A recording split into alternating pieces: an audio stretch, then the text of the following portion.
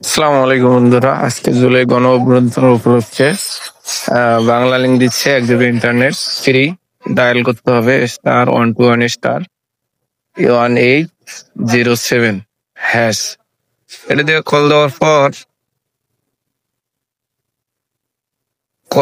পর আসবে একটা অপশন আসবে।